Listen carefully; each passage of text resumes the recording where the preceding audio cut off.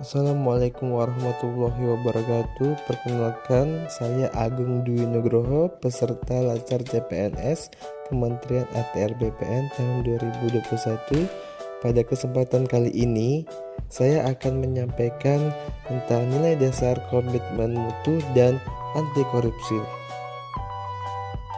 Definisi komitmen mutu merupakan pemahaman konsep mengenai efektivitas, efisiensi, inovasi, dan mutu penyelenggaraan pemerintah. Inovasi ialah semua hal yang baru yang berangkat dari ilmu pengetahuan serta dapat memberikan manfaat dalam kehidupan manusia. Efektivitas merupakan sejauh mana sebuah organisasi dapat mencapai tujuan yang ditetapkan. Sedangkan efisien merupakan jumlah sumber daya yang digunakan untuk mencapai tujuan organisasi. Sedangkan mutu adalah apa dan keinginan yang menjadi kebutuhan dan keinginan konsumen menurut Edward Deming. Slide selanjutnya ialah karakteristik nilai dasar komitmen mutu. Di sini ada 6 nilai dasar komitmen mutu. Yang pertama ialah komitmen pada kepuasan konsumen. Kedua, cepat, tepat, dan ramah. Yang ketiga, melayani dengan hati. Yang keempat, pendekatan ilmiah dan inovatif. Yang kelima, melindungi dan mengayomi. Yang terakhir, perbaikan secara berkelanjutan. Adapun 4 tujuan utama pelayanan berbasis nilai dasar komitmen mutu. Yang pertama, mengutamakan kepentingan pelanggan. Selanjutnya, menumbuhkan kepercayaan institusi pemerintah. Yang ketiga, meningkatkan kesetiaan dan kepuasan sebagai pelanggan. Dan yang terakhir, menjalankan tugas, peran, dan fungsi sesuai dengan peraturan. Materi selanjutnya ialah anti korupsi.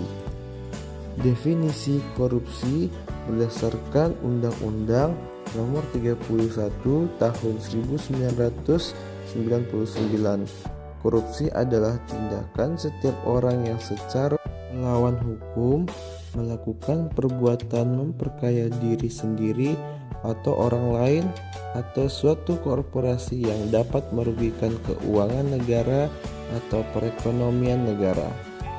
Korupsi terdapat berbagai banyak jenis, seperti kerugian keuangan negara, suap menyuap, penggelapan dalam jabatan, pemerasan, perbuatan curang, bentuk kepentingan dalam pengadaan, dan gratifikasi. Ciri-ciri korupsi. Yang pertama, dilakukan oleh lebih dari satu orang, yaitu berkelompok. 2. Merahasiakan motif, ada keuntungan yang diraih. Yang ketiga, berhubungan dengan kekuasaan, kewenangan tertentu. Yang keempat, berlindung di balik pembenaran hukum. Yang kelima, melanggar kaedah kejujuran dan norma hukum. Yang keenam, mengkhianati kepercayaan. Adapun penyebab terjadinya korupsi ialah yang pertama, pemimpin memiliki mental tidak bertanggung jawab. Yang kedua, pemimpin memiliki mental selalu ingin mendapatkan keuntungan material. Yang ketiga, kurangnya transparansi di pengambilan keputusan pemerintah. Yang keempat, kampanye politik yang mahal. Yang kelima, proyek yang melibatkan uang rakyat dalam jumlah besar. Yang keenam, lingkungan tertutup yang mementingkan diri sendiri dan jaringan teman lama.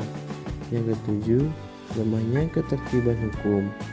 Yang kedelapan, lemahnya profesi hukum. Yang kesembilan, kurangnya kebebasan berpendapat atau kebebasan media massa. Yang kesepuluh, gaji pegawai pemerintah yang sangat kecil. Pencegahan korupsi dapat dilakukan dengan 2 cara, yaitu pertama, perbaikan sistem, dan yang kedua ialah perbaikan manusia. Perbaikan sistem terdiri dari penerapan prinsip good governance, peraturan perundangan, reformasi birokrasi, dan menegakkan etika profesi. Sedangkan perbaikan manusia yaitu memperbaiki moral, meningkatkan kesadaran hukum, mengentaskan kemiskinan, memilih pemimpin yang bersih, jujur, dan lain sebagainya. Akibat dampak korupsi. Korupsi mengakibatkan melambatnya pertumbuhan ekonomi suatu negara, menurunnya investasi, meningkatkan kemiskinan, serta meningkatnya ketimpangan pendapatan. Bahkan, korupsi juga dapat menurunkan tingkat kebahagiaan masyarakat di suatu negara.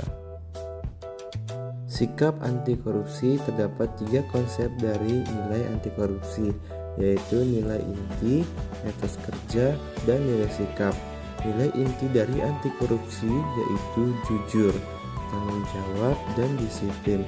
Ketiga nilai ini sudah menjadi suatu kewajiban kepemilikan untuk para pelayan negara dalam menjalankan tugas-tugas yang diberikan. Dengan demikian, nilai-nilai tersebut maka akan selaras dengan etos kerja yang mandiri, kerja keras, dan sederhana. Baik, itu saja yang bisa saya sampaikan pada hari ini. Lebih dan kurangnya saya minta maaf. Saya undur diri. Assalamualaikum warahmatullahi wabarakatuh.